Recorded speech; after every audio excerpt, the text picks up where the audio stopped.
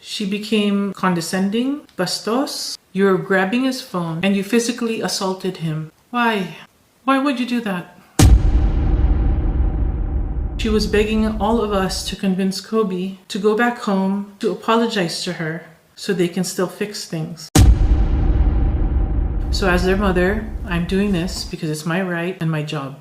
I want to start this off by saying that we wanted to keep quiet. But it's evident that in keeping details quiet, it is instead allowing for more accusations, more bashing, more assumptions, and even more concerning is the stalking. My life is quiet. I live away from all of this and I hardly post anymore. So take that into consideration before any of you claim that I'm doing this for any other reason than to stand up for my son. Even Andre is getting bashed for standing up for his brother. He is the kindest human you will ever meet and does not deserve any of this. So much of this mess could have been avoided if people on Kylene's team didn't ask Benji to tell the public that they were still okay. Why couldn't they admit it? Because of contracts. Now a timeline. When did this begin to unravel? Everything that I've gathered from multiple people, for the next few months, Kobe had a few more encounters with Kylene's parent that really put him off. And like any other relationship, he wanted to try to get past it.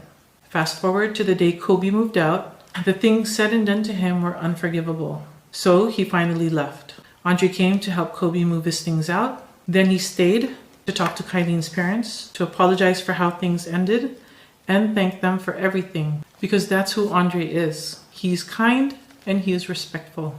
The next days that followed, a handful of us took calls from Kylen to console her for hours. We are Kobe's family, but out of respect, we still tried to be there for her, to help console her, to listen, and to be understanding.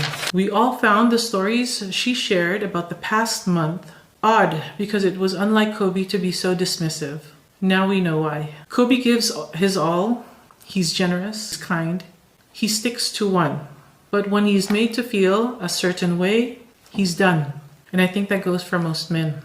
Right now, I'm confused as to why Kylen and the people on her side are allowing Kobe to look like he's a cheater and she just wants to keep quiet to protect her own peace. Somehow, she's getting praised for having the courage to leave my son, who according to her parents are masama.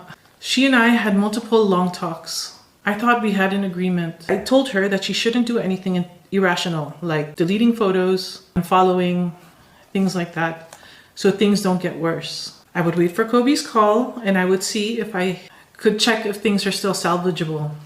But then Kylen went on to not only do some of those things, she also thought it would be a smart idea to post a video of her singing some sentimental song, only adding fuel to the flames. We kept quiet.